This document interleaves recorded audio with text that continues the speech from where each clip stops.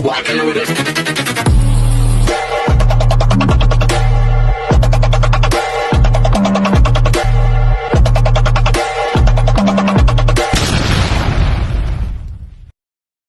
Hi everyone! Good evening, I'm back. It's your Mama Sam dito sa Sam Sam TV. Kamusta naman kayo mga amigo, amiga, kumare at kumpare? So sana lahat kayo ay okay na okay at sana lahat kayo ay safe ngayong araw na to. Syempre ko ako naman ang tatanungin ninyo sa awa ng Diyos. Eto, kanina nagpadasal nga doon sa burol. So ayun, nakisama ako doon sa dasal nila online. Tapos yun, nakausap ko yung mga pamangkin ko, nakita ko yung mga pamangkin ko, nagkatsikahan kami. So nakakatuwa kasi syempre, ay nakita ko silang malalaki na, o di ba? So matatanda na sila, ako na lang ang bata. Charot! So nakakatuwa kasi itong mga ganitong pangyayari, ayun, nakikita ko yung pamilya ko, sama-sama sila. Andiyan syempre, yung mga pamangkin ko sa pinsan, yung mga pinsan ko, at saka yung tawag dito, yung ano namin, mga kapatid ko, ganon. Mga pamangkin ko, anak ng kapatid ko. So yun, sama-sama sila magpipinsan. So nakakatuwa kasi ando doon lang sila. Pamilya talaga. Simple lang yung pamilya namin, hindi naman katulad ng ibang pamilya na bonggang-bonggahan. Pero ang importante ay, sabi ng gano'n, basta sa mga ganitong pangyayari, hindi pa rin talaga mawawala ang tinatawag na pamilya. O, di ba? So, yon. So, masaya yung feeling kasi nagkaroon ka ng connection sa kanila. Kasi hindi ko naman kilala talaga yung mga ibang pinsan ko, yung mga ibang pamangkin ko. Pero yung pamangkin ko sa kapatid ko, syempre, ayun yung kilala ko. So, may nagtatanong sa akin, saan nga ba malakas? Sino nga bang batch yung malakas? Yung this year or yung last year? So, ngayon yung mga kandidata ng Miss Universe Philippines, nandiyan na silang lahat sa Aqua Boracay, kung saan magkakaroon nga bukas ng swimsuit competition. Ang swimsuit competition ay mapapanood natin sa Empire sa YouTube channel, 7 PM ng Manila time, doon, di ba? Ang bongga.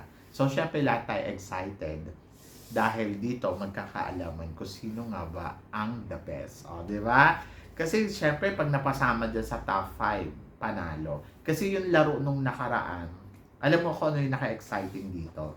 Hinati nila yung award eh. Yung nakaraan sila Atisa manalo. Tapos this time, inaabangan kung makakakuha pa rin ba sila Atisa manalo ng award. Kasi nung nakaraang awardee, yun doon sa Wuling, hindi nakakuha ng award si Atisa Manalo. Di ba? So, dito, titignan natin. So, syempre, nag-expect din tayo sa mga baguhan, nag-expect din tayo sa mga frontrunner. Tapos, kung doon naman sa sino ba ang malakas, yung last year o this year? To be honest, ako para sa akin, mas malakas yung this year. Kasi nung last year, sino ba ang lang naglalaban? Ang naglalaban dyan, syempre, si Michelle D at saka si Pauline Amelex. Alos dalawa lang. Tapos, yung ibang kandidata naman ay naglalaban-laban lang sila for the supporting crown. Kumbaga runners up, di ba? Kasi nakita naman natin na si Pauline noon 3 beses na siya sumali sa Miss Universe Philippines, and then si Michelle D naman ay pangalawa. Pero kasi si Michelle D, iba kasi yung dating. Kumbaga iba yung charisma. Kaya talagang nag-aano tayo. Sino ba mananalo, si Michelle D o dito si Pauline Amelex? Yung batch naman this year, mas malakas para sa akin. Kasi maraming front runner, maraming mga veterana. Imagine mo, veterana mula sa iba't ibang klase ng pageant or veterana mula sa binibining Pilipinas. Kasi mga title holder yung naglalaban-laban this year. Kumbaga parang ang labanan ngayon, labanan ng queen to queen. Ayun yung totoo. Yung mga newcomers, hindi sila maka-obra, hindi sila maka-ano.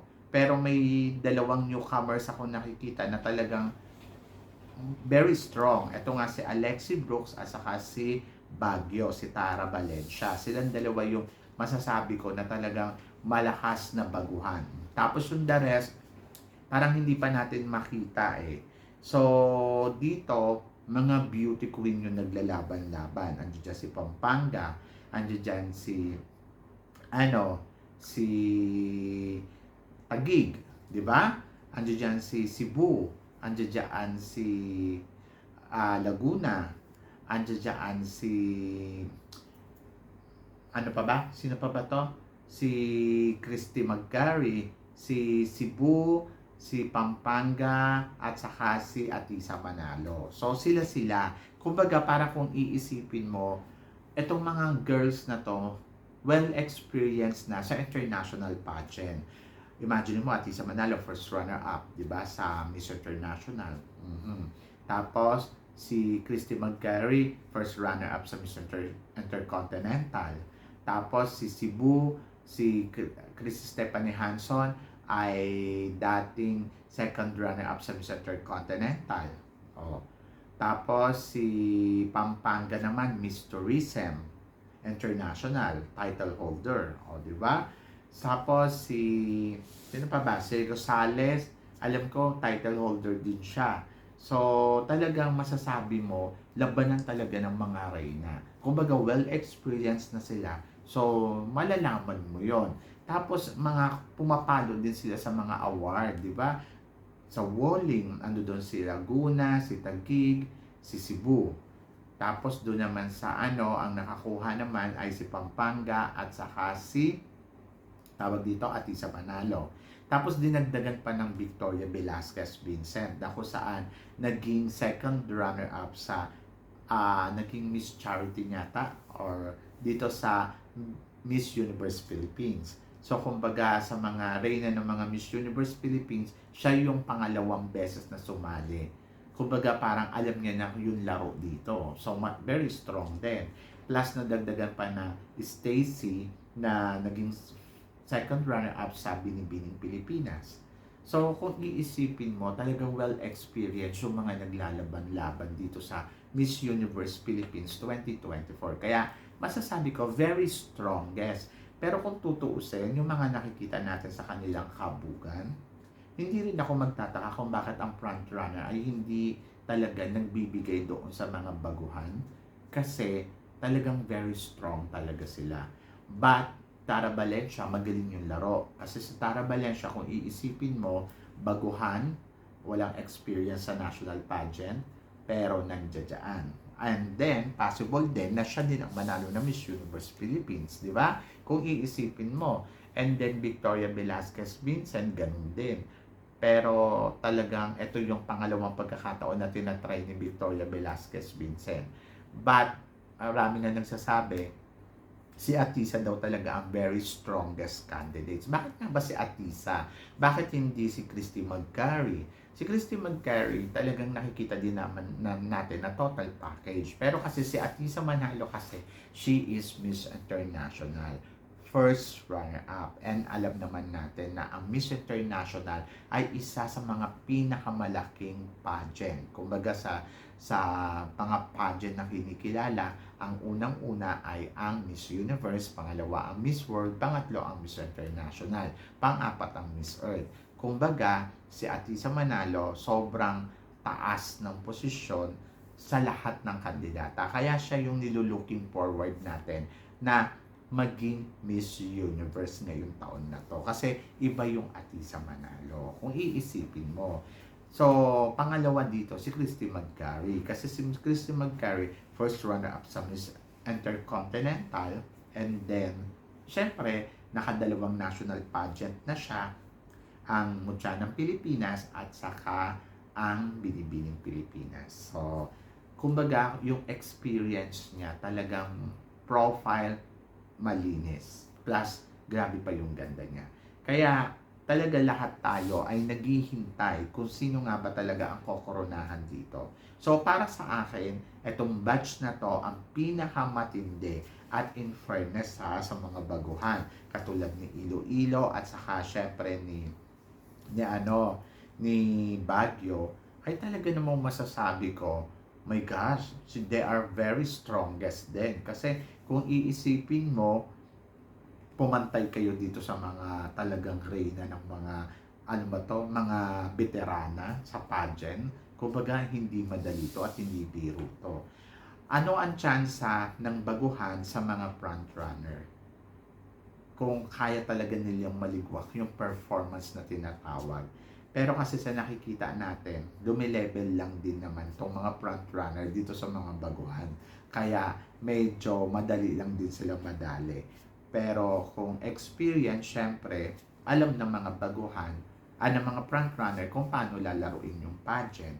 So, well-experienced sila doon eh. Doon mag-iingat naman yung mga baguhan kasi hindi nila alam yung capacity level ng caliber ng mga tawag dito, ng mga baguhan, ng mga frontrunner. So, doon sila mag-ingat kasi talagang hindi din sila basta-basta lang. Di ba? So, kung iisipin mo yung laro, di ba? Talagang closer to closer at nandoon lang talaga na madali lang talagang madali tong mga to. So, yon. So, sino ang mananalo? Ayun yung aabangan natin. So, exciting. So, bukas exciting to kasi syempre tignan natin kung magpapalusot nga ba ang mga front runner or matatalo nga ba sila ng mga baguhan. So, yan. So, kayo guys, ano guys ang masasabi ninyo? Tingin ba ninyo yung batch na to ang pinakamatindi or nung nakaraang taon? So, please comment below para at least malaman ko naman kung ano naman ang chika mo sa mga pinag-uusapan natin ngayon. So, yun guys. Guys, syempre, maraming salamat sa inyong lahat sa walang sawang suporta at pagmamahal na binibigay ninyo dito sa channel ko. At sa mga hindi pa po nakaka-subscribe dyan, please don't forget to click like and subscribe my channel at i-click nyo na rin po yung notification bell para lagi kayong updated. Syempre sa aking mga chika. Sabi nga ganon, always keep smiling and always think positive. Walang imposible guys, magtiwala lang tayo. So guys, hanggang dito na lang, hanggang sa muli nating chikahan. See you tomorrow. Thank you guys.